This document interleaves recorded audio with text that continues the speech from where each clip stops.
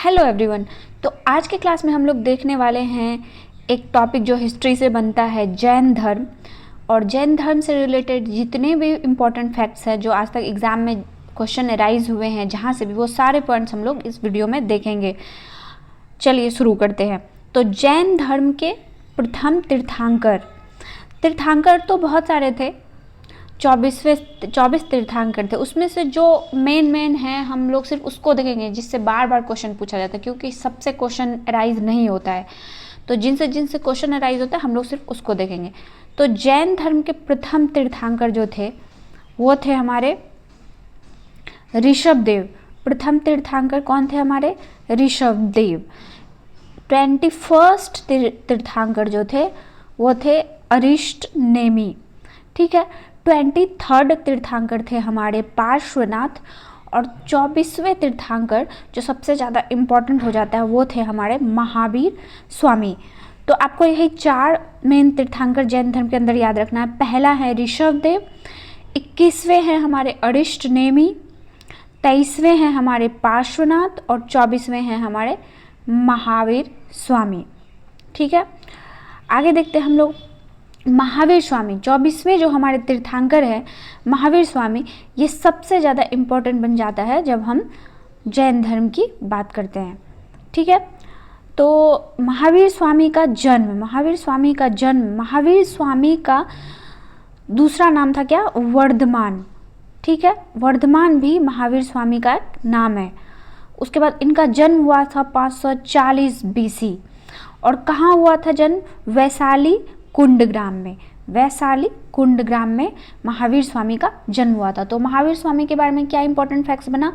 उनका दूसरा नाम वर्धमान है, उनका जन्म 540 BC में हुआ था और वैशाली कुंडग्राम में हुआ था। ठीक है। अब महावीर स्वामी के पिता का क्या नाम था? महावीर स्वामी के पिता का नाम था सिद्धार्थ और वो यात्रिक कुल के थे। बहुत बार पूछ देता है कि कौन से कुल के हैं महावीर स्वामी, तो यात्रिक कुल के थे। और उनकी माता का नाम था त्रिशला, जो लिच्छवी शासक चेटक की बहन थी। ठीक है। तो महावीर स्वामी का जन्म हुआ था 540 BC में। उनका बचपन का नाम वर्धमान था। उनका जन्म वैशाली कुंडग्राम में हुआ था। उनके पिता का नाम सिद्धार्थ था जो यात्रिक कुल के थे, और उनकी माता का नाम था त्रिशला जो लिच्छवी शासक चेटक की बहन थी। उसकी पत्नी का नाम था यशोदा। पुत्री का नाम था उसका अनुजा और उसका एक और नाम है प्रियदर्शना। तो क्या क्या देखा हम लोगों ने महावीर स्वामी के बारे में? महावीर स्वामी का जन्म हुआ था 540 BC में। महावीर स्वामी का दूसरा नाम था वर्धमान। जन्म का स्थान था वैशाली कुंडग्राम। पिता का नाम था उनका सिद्धार्थ जो यात्रिक कुल के थे, और माता का नाम था उनके त्रिशला जो लिच्छवी शासक चेटक की बहन थी। पत्नी का नाम था उनका यशोदा और पुत्री का नाम था अनुजा जिसका दूसरा नाम प्रियदर्शना था। ठीक है। आगे देखेंगे। जैन धर्म में पूर्ण ज्ञान को कैवल्य ज्ञान के कहा जाता है, और जैन धर्म में पूर्ण ज्ञान को कैवल्य ज्ञान के नाम से जाना जाता है। जाम्भिक ग्राम के पास ऋजुपालिका नदी के किनारे शाल्य वृक्ष के नीचे कैवल्य की प्राप्ति हुई थी। ठीक है। किन्हें? महावीर स्वामी को पूर्ण ज्ञान कैवल्य ज्ञान की प्राप्ति जाम्भिक ग्राम के पास ऋजुपालिका नदी के किनारे शाल्य वृक्ष के नीचे हुई थी। आगे है महावीर स्वामी के प्रथम शिष्य का नाम था उनका जमाली। ठीक है। आगे है 468 BC पावापुरी राजगीर में उन्हें निर्वाण की प्राप्ति हुई थी महावीर स्वामी को। ठीक है। पार्श्वनाथ जो हमारे यहाँ पे तीर्थंकर थे, पार्श्वनाथ को वर्तमान झारखंड के गिरिडीह जिले में सम्मेद शिखर पर ज्ञान की प्राप्ति हुई थी। अब ये भी क्वेश्चन बन सकता है कि पार्श्वनाथ जो हमारे यहाँ पे हैं 23वें तीर्थंकर कौन है? हमारे पार्श्वनाथ। उनको ज्ञान की प्राप्ति कहाँ हुई थी?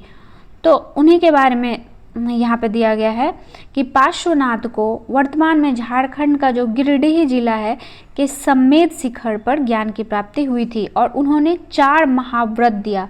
क्या क्या था वो? कौन? पार्श्वनाथ ने 4 महाव्रत दिया। पहला था सत्य, दूसरा था अहिंसा, तीसरा था अपरिग्रह और चौथा था अस्तेय। सत्य, अहिंसा, अपरिग्रह और अस्तेय। महावीर स्वामी ने 5वां व्रत ब्रह्मचर्य दिया। तो पार्श्वनाथ जो थे उन्होंने 4 महाव्रत दिया था। कौन सा? सत्य, अहिंसा, अपरिग्रह और अस्तेय। और 5वां जो महाव्रत था वो महावीर स्वामी ने दिया था और वो था ब्रह्मचर्य। ठीक है, ऐसे आपको ऐसे पूछ सकता है कि महाव्रत कितने हैं? टोटल 5 है, जिसमें से 4 का ज्ञान दिया था पार्श्वनाथ में और महावीर स्वामी ने 5वें ब्रह्मचर्य का ज्ञान दिया था। अब जैन धर्म के त्रिरत्न, जैन धर्म के त्रिरत्न का क्या नाम है?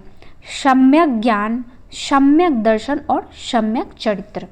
जैन धर्म में ये त्रिरत्न है। भद्रबाहु ने रचा था, भद्रबाहु द्वारा लिखित था कल्पसूत्र। कल्पसूत्र में हमें क्या पता चलता है? तो कल्पसूत्र में जैन तीर्थंकर, जितने भी तीर्थंकर है हमारे 24, उसके जीवनी के बारे में है। तो तीर्थंकरों की जीवनी के बारे में हमें कल्पसूत्र से पता चलता है और वो भद्रबाहु द्वारा रचित है। ठीक है, अब चंदेल शासकों ने खजुराहो में जैन मंदिर का निर्माण करवाया। खजुराहो के जैन मंदिर का निर्माण किसने करवाया? बहुत बार क्वेश्चन बनता है, तो क्या आंसर हो जाएगा? चंदेल शासकों ने।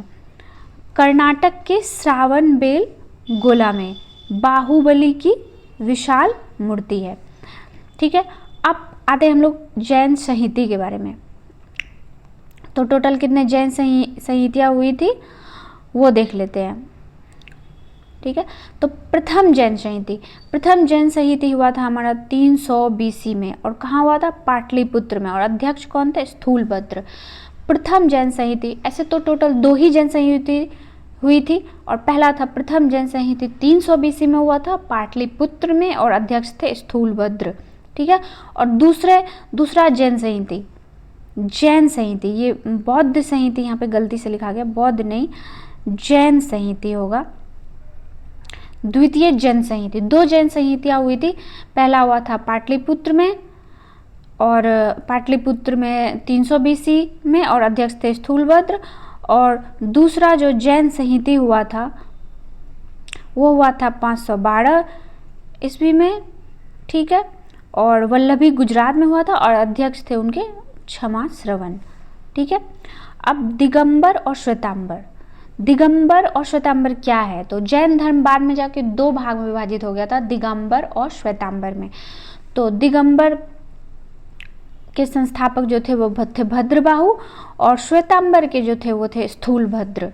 ठीक है, आगे है जैन साहित्य को आगम साहित्य कहा जाता है। ये फैक्ट लिखा हुआ है, बहुत बार पूछ देता है आगम साहित्य किसको कहते हैं? तो जैन साहित्य को आगम साहित्य कहते हैं। संलेखन क्या है? संलेखन है उपवास द्वारा शरीर का त्याग। जैन लोगों में आज भी ये चीज़ देखने को मिलता है कि वो लोग इस तरह का उपवास रखते हैं, लंबा बहुत दिन का पहले से होता आ रहा है ये। तो ये उसको एक वर्ड दिया गया संलेखन का मतलब होता है उपवास द्वारा शरीर का त्याग। और जैन साहित्य को क्या कहा जाता है? आगम साहित्य। ठीक है, तो यहाँ हमने जैन धर्म से रिलेटेड जितने भी इम्पोर्टेंट फैक्ट्स बन रहे थे एग्ज़ाम से रिलेटेड वो सारे हमने यहाँ देख लिए हैं। अगर आप यहाँ से पढ़ लेते हो तो जैन धर्म से रिलेटेड आपका एक भी क्वेश्चन कभी नहीं छूटेगा।